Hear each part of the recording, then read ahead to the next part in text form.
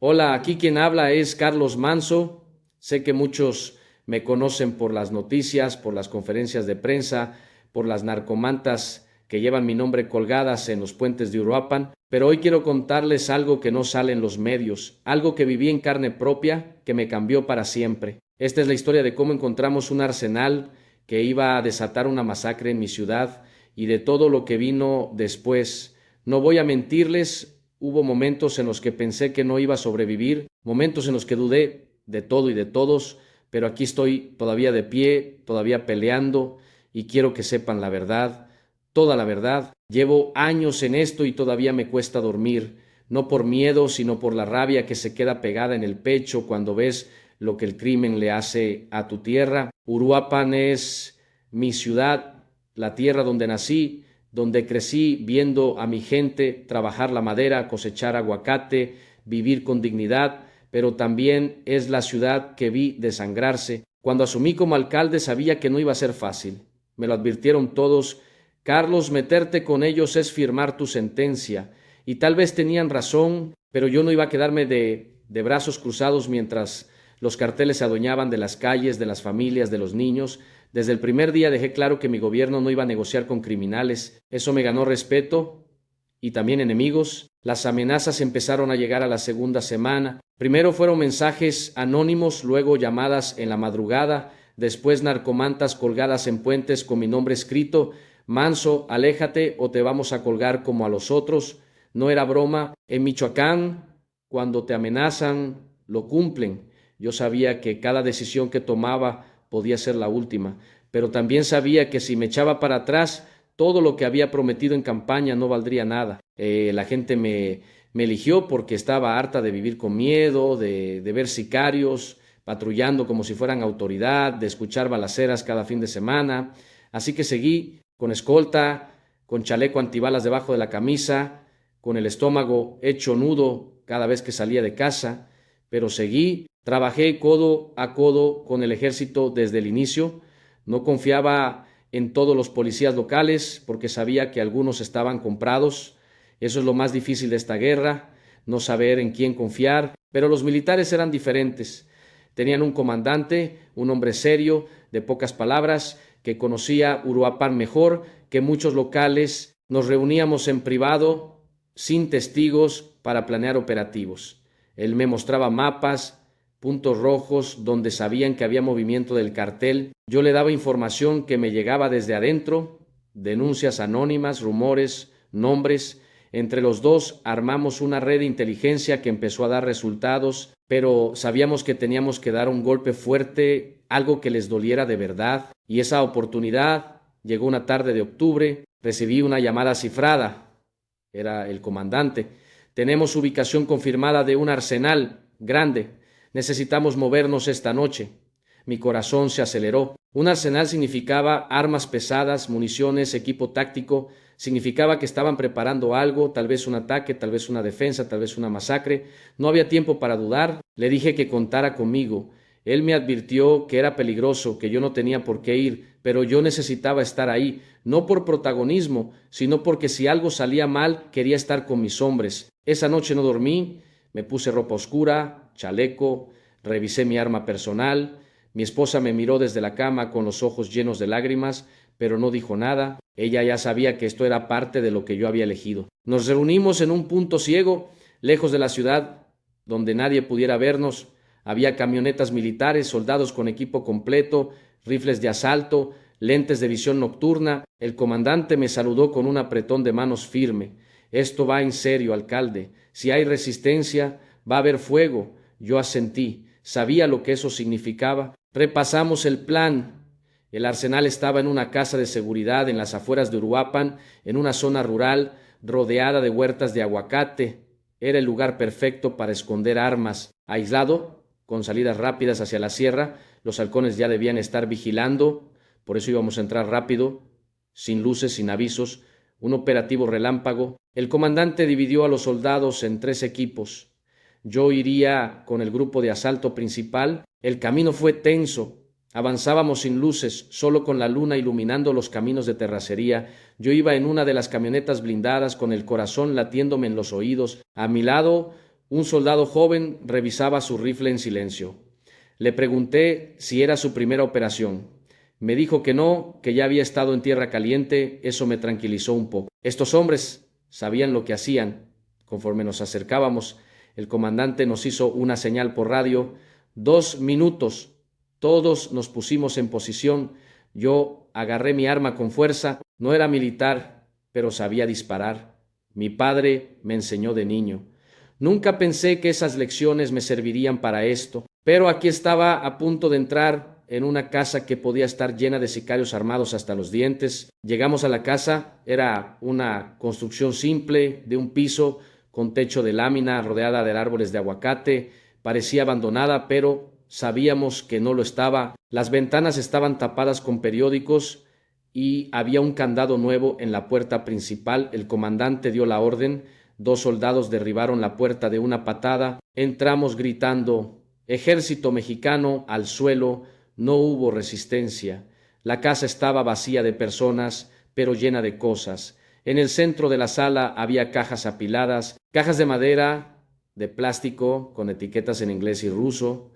El comandante abrió una, fusiles AK-47, Arkins, incluso una Barrett calibre 50, armas que podían atravesar blindajes, derribar helicópteros. Yo sentí un escalofrío. Esto no era para defensa, esto era para guerra. Seguimos revisando.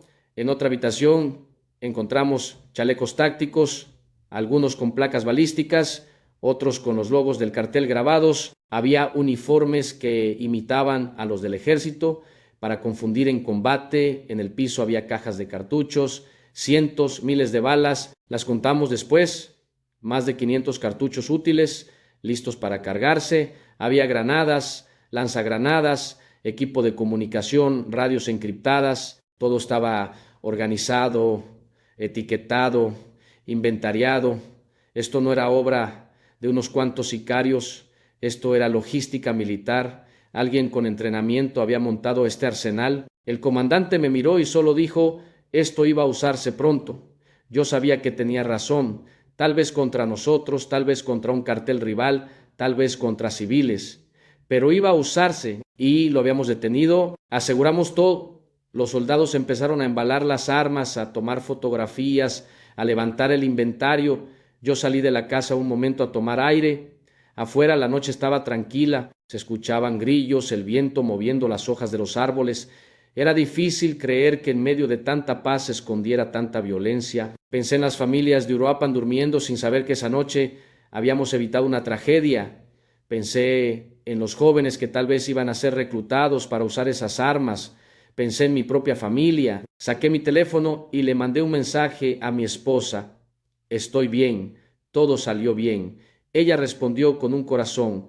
Eso me dio fuerzas para seguir. Volví adentro. Todavía quedaba trabajo por hacer. El operativo duró toda la noche. Cargamos las armas en camiones militares. Destruimos lo que no podía transportarse. Buscamos pistas sobre los dueños del arsenal. No encontramos nombres, pero sí huellas, números de serie borrados, facturas falsas. El comandante prometió que la inteligencia militar seguiría investigando. Yo sabía que esto iba a traer represalias. Los carteles no perdonan este tipo de golpes, pero también sabía que valía la pena. Cuando regresé a Uruapan, al amanecer, me sentí agotado pero aliviado. Convoqué a los medios para ese mismo día. Quería que la gente supiera lo que habíamos encontrado. No para presumir, sino para que entendieran que la lucha contra el crimen organizado era real, que no estábamos de adorno, que estábamos dando la pelea. En la conferencia de prensa mostré fotos del arsenal. Los periodistas se quedaron en silencio cuando vieron las armas. Algunos preguntaron si temía represalias. Yo contesté con la verdad: claro que temo, pero temo más que esta ciudad siga muriendo. Esa frase salió en todos los noticieros. Algunos me llamaron valiente, otros me llamaron imprudente, pero yo no lo hice por fama, lo hice porque alguien tenía que hacerlo. Esa noche, cuando volví a casa, mi esposa me abrazó largo rato. No dijo nada, no hacía falta. Ella sabía lo que había en juego. Mis hijos preguntaron si era cierto que había ido con los soldados. Les dije que sí, que papá estaba trabajando para que ellos pudieran crecer sin miedo. No sé si lo entendieron, pero algún día lo harán. Las semanas siguientes fueron tensas. Aumentaron las amenazas, hubo narcomantas con mi foto, intentaron emboscar mi convoy 2 veces, pero también hubo algo nuevo. Apoyo. La gente empezó a detenerse en la calle para darme la mano, para decirme gracias. Comerciantes, maestros, madres de familia, me decían que por fin sentían que alguien los defendía. Eso me recordaba por qué había entrado a la política, no por poder, sino por servir. El comandante y yo seguimos trabajando juntos, desmantelamos más células, arrestamos sicarios, decomisamos droga. Cada operativo era un riesgo, pero también era un paso adelante. Uruapan seguía siendo peligrosa, pero ya no estaba abandonada, ya no estaba sola. Con el tiempo, la historia del Arsenal se convirtió en un símbolo, para algunos de esperanza, para otros de desafío. Yo solo sé que esa noche en octubre cambió algo en mí. Me mostró que enfrentar al crimen organizado no es solo una estrategia política, es una decisión personal. Es elegir entre la comodidad del silencio o la incomodidad de la verdad. Yo elegí la verdad y aunque me costó noches sin dormir, amenazas constantes y una vida con escolta permanente, no me arrepiento. Porque cuando ves a un niño caminando tranquilo a la escuela o a un comerciante abriendo su negocio sin miedo, sabes que todo valió la pena. Ese arsenal no llegó a las calles, esas armas no mataron. Y eso en una ciudad como Uruapan es una victoria. Aún hay mucho por hacer. Michoacán sigue siendo un estado complicado, los carteles siguen ahí, reorganizándose, buscando nuevas formas de operar, pero ahora saben que en Uruapan hay alguien que no se va a rendir. Yo no soy un héroe, soy solo un alcalde que se cansó de ver a su gente sufrir, que decidió actuar en lugar de mirar para otro lado, y si eso me pone en la mira del crimen organizado, que así sea, porque prefiero morir defendiendo lo que amo que vivir como cómplice del miedo. Esta es mi ciudad, esta es mi lucha, y no voy a parar. Cada vez que paso por esa zona rural donde encontramos el arsenal, recuerdo esa noche, recuerdo el olor a metal de las armas, el peso de la tensión, el alivio de salir con vida, pero también recuerdo por qué lo hice, por las familias que dependen de mí, por los jóvenes que merecen un futuro, por la gente que creyó en mí cuando nadie más lo hacía. Ellos son mi fuerza, ellos son la razón por la que sigo adelante a pesar de todo. Y mientras tenga aliento, seguiré peleando, porque Uruapan merece paz. Y yo voy a hacer todo lo que esté en mis manos para dársela. Sé que esta historia no termina aquí. Sé que vendrán más operativos, más amenazas, más noches sin dormir, pero también sé que no estoy solo.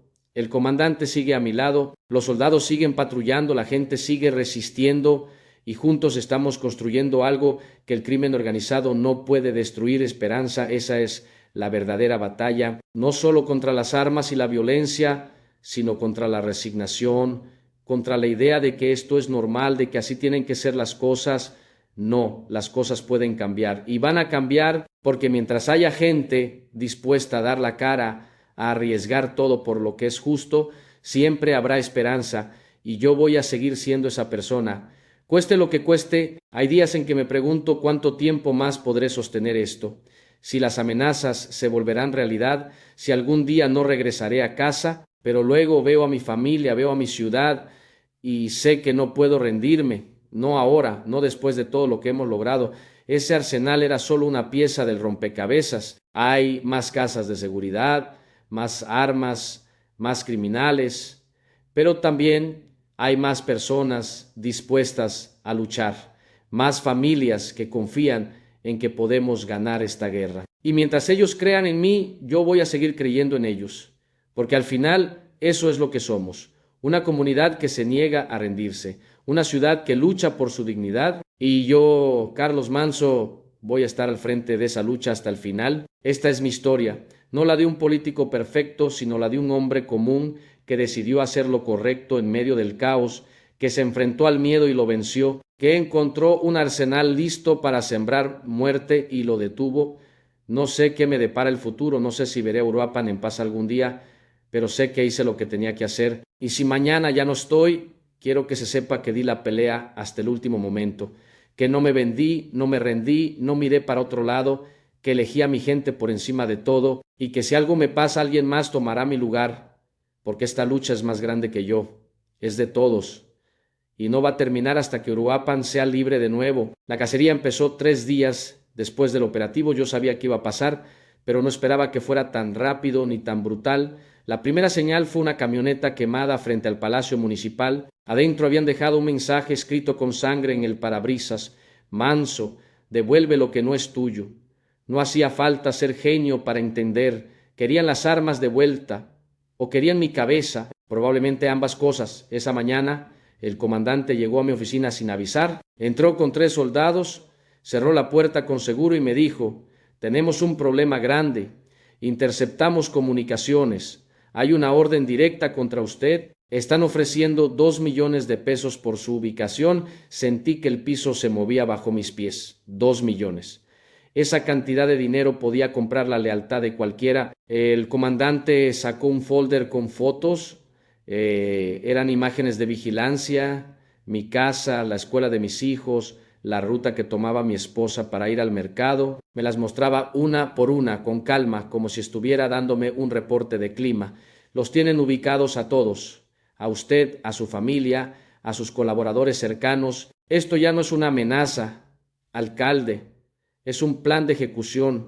Yo apreté los puños hasta que me dolieron los nudillos. Sabía que esto podía pasar, pero verlo en fotos, con fechas y horarios, era diferente, era real. Le pregunté qué debía hacer. Él me miró directo a los ojos y dijo: salir de la ciudad, al menos temporalmente, dejar que las cosas se enfríen. Yo negué con la cabeza antes de que terminara de hablar.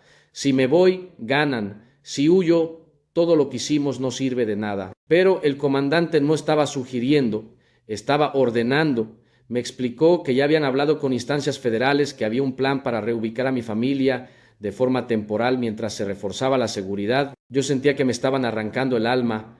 Dejar Uruapan, aunque fuera por unas semanas, era como admitir derrota. Pero cuando vi las fotos de mis hijos saliendo de la escuela, cuando vi a mi esposa comprando verduras en el mercado sin saber que alguien la fotografiaba, supe que no tenía opción. Esta vez no se trataba solo de mí. Si algo les pasaba a ellos por mi culpa, no me lo iba a perdonar jamás. Acepté. Pero con una condición: yo me quedaría. Mi familia se iría, pero yo no. El comandante no estuvo de acuerdo, pero al final cedió. Sabía que no iba a convencerme. Esa noche hablé con mi esposa. Fue una de las conversaciones más difíciles de mi vida.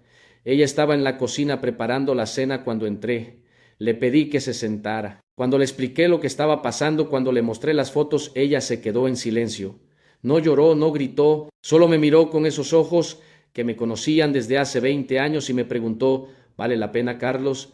Esa pregunta me destrozó, porque sabía que para ella la respuesta era no. Para ella nada valía más que nuestra familia junta, segura, viva, pero para mí la respuesta era sí, porque si no luchaba ahora, ¿cuándo iba a ser el momento correcto para enfrentar a estos criminales? Le tomé las manos y le dije: te prometo que vamos a estar bien, solo es temporal. Ella asintió, pero supe que no me creía. Al día siguiente sacamos a mi familia de Uruapan. Fue un operativo silencioso, sin luces, sin despedidas. A las 4 de la mañana, 2 camionetas blindadas del ejército llegaron a mi casa. Metimos maletas rápido, lo esencial. Mis hijos preguntaban qué pasaba, por qué se tenían que ir. Les dijimos que era un viaje sorpresa, unas vacaciones con los abuelos. El más chico se emocionó, la mayor me miró con desconfianza. Ella tiene 13 años y ya sabe que en Uruapan las cosas no están bien. Me abrazó fuerte antes de subir a la camioneta. Cuídate, papá, me dijo. Yo solo pude asentir, no confiaba en mi voz. Vi cómo las camionetas se alejaban por la calle vacía hasta que las luces traseras desaparecieron en la oscuridad. Me quedé parado ahí, en la puerta de mi casa, completamente solo, y por primera vez en mucho tiempo me permití sentir miedo. Los días siguientes fueron un infierno. Sin mi familia, la casa se sentía como una tumba. Dormía poco, comía menos. El comandante asignó un equipo de seguridad permanente, 8 soldados rotando en turnos de 12 horas. Mi casa se convirtió en un búnker. Reforzaron puertas, instalaron cámaras, pusieron retenes en la calle. Yo ya no podía salir sin un convoy de al menos 3 vehículos. Cada vez que iban a reunión cambiaban la ruta. Nunca 2 veces el mismo camino. Era como vivir en una cárcel, pero sin haber cometido ningún crimen. Los criminales eran ellos, pero el prisionero era yo. La ironía no se me escapaba, pero seguía trabajando, seguía firmando documentos, atendiendo llamadas, coordinando con el ejército. No iba a darles el gusto de verme quebrado. Fue en esos días cuando descubrí la primera traición. Uno de mis escoltas, un tipo que llevaba conmigo desde el inicio de mi gobierno, fue arrestado pasando información al cartel. Lo cacharon con un teléfono cifrado, enviando fotos de mi agenda, de mis movimientos, de las rutas de seguridad. Cuando el comandante me dio la noticia, sentí que me clavaban un cuchillo en la espalda. Ese hombre comía en mi mesa, conocía a mis hijos, había jurado protegerme y todo ese tiempo estaba vendiéndome.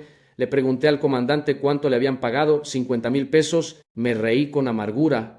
50,000 pesos, eso era lo que valía mi vida para él, menos de lo que cuesta una camioneta usada. El comandante me dijo que lo iban a procesar, que iba a ir a prisión, pero yo sabía que eso no cambiaba nada. Si él había sido comprado, ¿quién más lo estaba? Empecé a desconfiar de todos, de mis colaboradores, de los policías municipales, hasta de la gente que trabajaba en el palacio. Cada mirada, cada conversación, cada movimiento me parecía sospechoso. El comandante me sugirió hacer pruebas de confianza a todo mi equipo cercano, polígrafo, entrevistas con inteligencia militar, revisión de finanzas personales. Fue un proceso humillante para todos, pero necesario. De 15 personas que trabajaban directamente conmigo, 3 no pasaron las pruebas. 3, gente que yo consideraba leal, que había estado conmigo desde la campaña. El comandante los interrogó. Uno confesó que le habían ofrecido dinero, pero no había aceptado todavía. Otro admitió que tenía familiares amenazados y estaba considerando cooperar. El tercero juró que era un error. No le creí. Los 3 fueron removidos de inmediato y quedaron bajo investigación. Me quedé con un equipo reducido, solo las personas en las que podía confiar ciegamente, y aún así dormía con un ojo abierto. El comandante me asignó un nuevo jefe de escolta, un militar de carrera con años de experiencia en zonas de conflicto. Se llamaba Raúl, era un tipo serio, de pocas palabras, que no sonreía nunca, pero hacía su trabajo bien, muy bien. Revisaba cada vehículo antes de que yo subiera, cambiaba las rutas incluso cuando ya estábamos en camino, nunca se relajaba. Me dijo algo que se me quedó grabado: alcalde, en esta guerra la paranoia no es un defecto, es una herramienta de supervivencia. Tenía razón, porque 2 semanas después su paranoia me salvó la vida. Íbamos camino a una reunión con empresarios locales, eran las 10 de la mañana, plena luz del día. Yo iba en la camioneta del centro del convoy, blindada, con vidrios antibalas. Raúl iba delante revisando todo. De repente ordenó detenerse. Algo no está bien, dijo por radio. Los choferes frenaron. Raúl bajó del vehículo, caminó unos metros adelante y se agachó a revisar el pavimento. Volvió corriendo. Reversa. Ahora. No preguntamos. Las 3 camionetas dieron reversa rápido. 5 segundos después, una explosión sacudió la calle justo donde íbamos a pasar. Una carga explosiva enterrada en el asfalto, detonada a control remoto. Si Raúl no la detecta, la camioneta donde yo iba habría volado en pedazos. El blindaje no habría servido de nada contra esa cantidad de explosivos. Nos fuimos por otra ruta.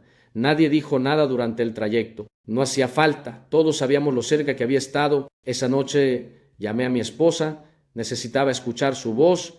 Ella estaba en una ciudad del centro del país, protegida, lejos de todo esto. Le conté lo que había pasado, sin detalles, sin alarmarla demasiado, pero ella sabía, siempre sabía. Me dijo que dejara todo, que renunciara, que nos fuéramos del país si era necesario, que la vida valía más que un puesto político. Yo quería decirle que sí, que tenía razón, que iba a renunciar mañana mismo, pero no podía, porque si yo renunciaba, si yo me iba, el mensaje era claro: el crimen organizado ganó y todos los alcaldes, todos los funcionarios que quisieran hacer lo correcto sabrían que no valía la pena intentarlo, que era mejor agachar la cabeza y dejar que los carteles hicieran lo que quisieran. No, yo no iba a ser esa persona, no iba a darles esa victoria. El comandante intensificó las medidas de seguridad, ya no salía casi nunca. Las reuniones se hacían en instalaciones militares o en lugares cambiantes que se decidían a última hora. Mi vida se redujo a espacios seguros, caras conocidas, rutinas impredecibles. Era agotador, pero estaba vivo y desde esa base operativa seguíamos trabajando, seguíamos golpeando al cartel, decomisamos más drogas, arrestamos más sicarios, desmantelamos más células. Cada golpe era una respuesta al atentado fallido. Cada operativo era mi forma de decirles, no me van a callar, y ellos lo sabían. Las amenazas siguieron llegando, cada vez más explícitas, cada vez más personales, pero yo seguía de pie, y eso los enfurecía más que cualquier arsenal decomisado. Fue en medio de todo esto que recibí una llamada inesperada, un número desconocido. Normalmente no contestaba, pero algo me hizo apretar el botón verde. Alcalde Manso, dijo una voz que no reconocí. Soy yo, respondí. Hubo una pausa. Tiene que salirse de esto. Ya hicieron suficiente. Déjelo respirar y ellos lo dejarán vivir. Le pregunté quién era. No contestó esa pregunta. Solo agregó, su familia está bien cuidada donde está, pero usted ya no está solo en Uruapan. Cuídese, y colgó. Me quedé mirando el teléfono durante varios minutos. ¿Quién era? ¿Alguien del cartel? ¿Un intermediario? ¿O alguien más tratando de meterme miedo? Le conté al comandante. Él mandó rastrear el número. Era un teléfono desechable, activado ese mismo día, apagado después de la llamada, imposible de rastrear. Esa llamada me persiguió durante días, porque parte de mí sabía que tenía razón, ya había hecho suficiente, ya había demostrado que no me iba a dejar. ¿Por qué seguir? ¿Por orgullo, por terquedad? ¿O porque realmente creía que podía cambiar algo? Me hice esas preguntas cada noche. Y cada mañana, cuando me levantaba y veía las noticias, cuando leía sobre otra familia desplazada por la violencia, sobre otro joven reclutado a la fuerza, sobre otra madre llorando a su hijo muerto, encontraba la respuesta. Sí, valía la pena, porque mientras yo siguiera aquí, mientras siguiera luchando, alguien más tendría esperanza. Y eso era más importante que mi comodidad, que mi miedo, incluso que mi vida. Porque al final, ¿de qué sirve vivir si vives arrodillado? El comandante me propuso algo arriesgado, un operativo grande, coordinado con fuerzas federales, para capturar a uno de los líderes regionales del cartel. Era el hombre que había ordenado el arsenal, el que había puesto precio a mi cabeza, el que manejaba toda la operación en Uruapan y municipios cercanos. Capturarlo sería un golpe devastador, pero también sería exponernos al máximo, porque si algo salía mal, si él escapaba o si lograba activar a sus células, la represalia sería inmediata y brutal. Le pregunté cuáles eran las probabilidades de éxito. 60-40 a nuestro favor, me dijo. No eran las mejores probabilidades, pero tampoco eran las peores. Le dije que sí, que preparara todo, que contara conmigo. Pasamos 2 semanas planeando. Inteligencia militar rastreó cada movimiento del objetivo.